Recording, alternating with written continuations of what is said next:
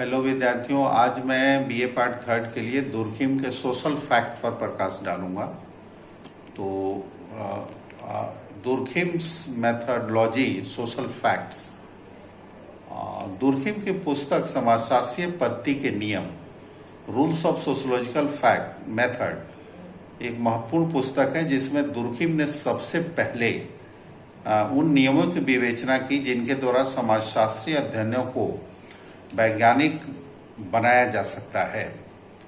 आरंभ में यह समझना आवश्यक है कि दुर्खिम द्वारा प्रस्तुत पद्धति शास्त्र सामाजिक तथ्य की अवधारणा से घनिष्ठ रूप से संबंधित है।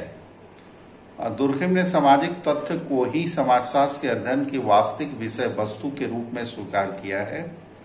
इस दृष्टिकोण से यह आवश्यक है कि सामाजिक तथ्य की प्रकृति को समझकर इनके अध्ययन से संबंधित प्रमुख नियमों को समझने का प्रयत्न किया जाए। वास्तविक तथ्य को दुर्खिम ने एक ऐसी वस्तु थिंग के रूप में स्वीकार किया है जो वैज्ञानिक अध्ययनों का वास्तविक आधार है। केवल इसी विशेषता को हम वस्तु कह सकते हैं जिसका वास्तविक रूप से अवलोकन किया जा सके। इस दृष्टिकोण से सामाजिक तथ्य को परिभाषित करते हुए दुर्खिम ने लिखा है कि सामाजिक तथ्य व्यवहार करने, विचार करने, अनुभव करने या क्रिया करने का वह पक्ष है जिसका वस्तुनिष्ठ रूप से अवलोकन किया जा सकता है तथा जिसकी प्रकृति दबावकारी अथवा बाध्यता मूलक होती है। इससे स्पष्ट होता है कि सामाजिक जीवन में हम विभिन्न प्रकार के विचारों, अनुभवों या क्रियाओं के रूप में जो भी व्यवहार करते हैं उन्हें सामाजिक तथ्य केवल तभी कहा जा सकता है जब उनका वास्तविक रूप से अवलोकन किया जा सकता हो। इसी अर्थ में सामाजिक तथ्य की प्रकृति वस्तु की तरह होती है। दुर्खिम का मत है कि सामाजिक तथ्य वस्तु के समान मूर्त अतः स्पष्ट होते हैं। इस दृष्टिकोण से सामाजिक तथ्यों का अध्ययन उसी प्रकार किया जाना चाहिए जिस तरह प्राकृतिक विज्ञानों विभिन्न प्राकृतिक तथ्यों का अध्ययन वस्तुनिष्ठ रूप से करते हैं। साथ ही यदि कोई विचार, अनुभव या क्रिया पूरी तरह वैयक्तिक है तथा उसमें अन्य व्यक्तियों को बाध्य करने का, उन पर दबाव डालने की क्षमता नहीं होती, तो उसे भी हम सामाजिक तथ्य नहीं कहा जा सकता।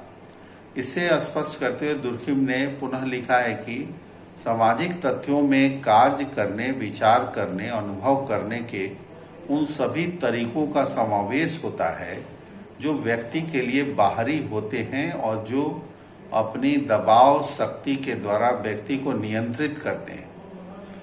दुर्खिम का यह कथन स्पष्ट हो जाता है कि प्रथम तथा सर्वाधिक मौलिक नियम यह है कि सामाजिक तत्वों पर वस्तुओं के रूप में विचार किया जाए। एक वस्तु के रूप में सामाजिक तत्व की अवधारणा को दुर्खिम ने श्रम विभाजन संबंधी आंकड़ों के आधार पर स्पष्ट किया।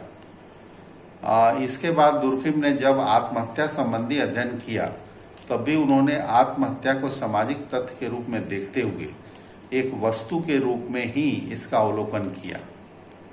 आत्महत्या की घटती और बढ़ती दर के आधार पर दुर्खिम ने पुनः यह स्पष्ट किया है कि सामाजिक तथ्य निर्धारित अथवा अनिर्धारित रूप में कार्य करने का वह तरीका है जिसमें दूसरे व्यक्तियों पर बाहरी रूप से दबाव डालने की क्षमता हो।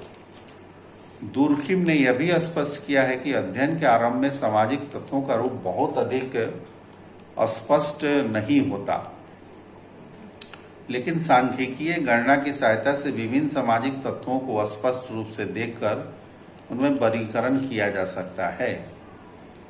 तो इस प्रकार सामाजिक तथ्य की विशेषताएं, characteristics of social fact, Durkheim ने सामाजिक तथ्य की प्रकृति को इनकी दो विशेषताओं के आधार पर स्पष्ट किया है। इनमें से पहली विशेषता सामाजिक तत्वों की बाह्यता, एक्सटेरियोरिटी, दूसरी विशेषता है बाध्यता, यानी बाध्यता गुण होना, कॉन्स्ट्रेंट। इसका तात्पर्य है कि सामाजिक तथ्य एक व्यक्ति के चेतना और प्रभाव से बाध्य होते हैं। साथ ही यह इनमें शक्तिशाली होते हैं कि व्यक्ति इनके अनुसार एक विशेष ढंग से व्यवहार करने के लिए बाध्य हो। दूसरे शब्दों में कहा जा सकता है कि सामाजिक तथ्य व्यक्ति से बाह्य होने के ही यह दूसरे व्यक्तियों पर दबाव भी डालते हैं। निम्नलिखित रूप से हम बहुत सारी चीज़ें ऐसी होती हैं जो कैरेक्टर को समीक्षा करने में सहायता होती है। पहला, जैसे एक्सटर्निटी, सोशल फैक्ट का सामाजिक तत्वों का विकास सामूहिक चेतना में होता है। दुर्खिम ने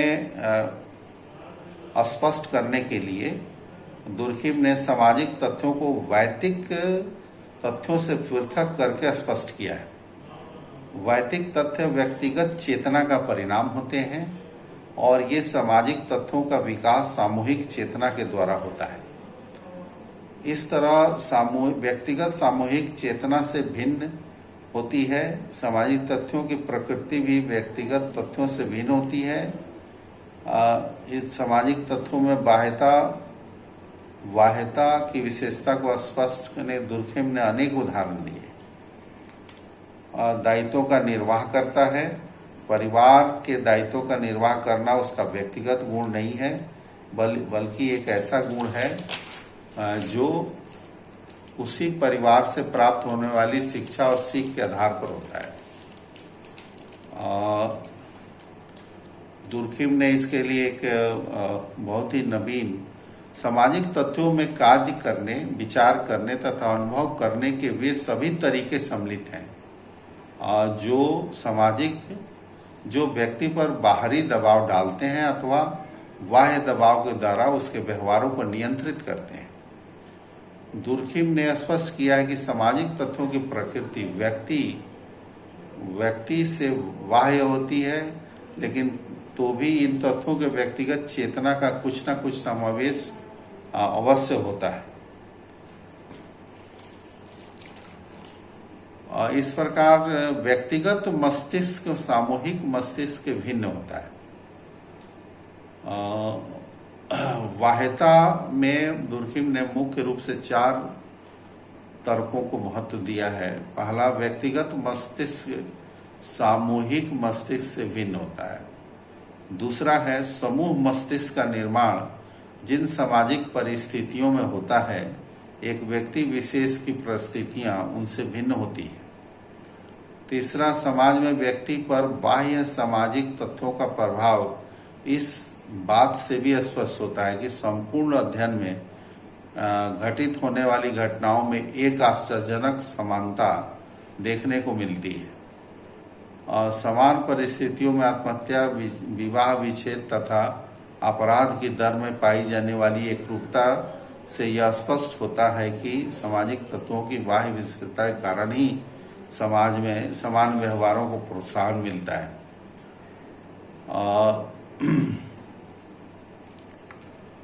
समाज में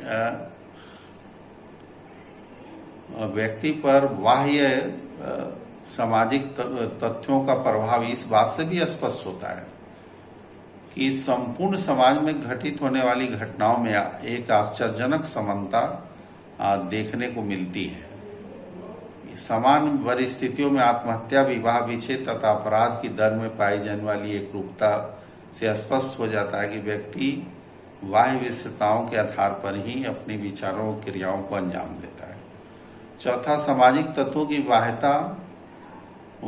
बाध्यता एक सावे के समान है, जबकि व्यक्ति इस सावे के एक अंग की तरह होता है। जिस प्रकार सावे से पृथक रहकर किसी अंग का अस्तित्व नहीं रहता, उसी प्रकार सामाजिक तत्वों से पृथक रहकर व्यक्तिगत तथ्यों का कोई अस्तित्व नहीं होता। कॉन्स्टेंट, बाध्यता, सामाजिक तत्वों की बाध्यता से दुर्खिम का तात्पर्य उन गुण से है जो व्यक्ति को एक विशेष ढंग से व्यवहार करने के लिए बाध्य करते हैं। दूसरे शब्दों में कहा जा सकता है कि सामाजिक तत्व अपनी प्रकृति से केवल बाह्य ही नहीं बल्कि अपने दबाव शक्ति के द्वारा यह व्यक्ति को उन कार्यों के लिए भी बाध्य करते हैं। और बाध्यता मूलक तथ्य इनडायरेक्ट कांस्टेंट और प्रत्यक्ष बाध्यता। इस तरह सोशल फैक्ट की जो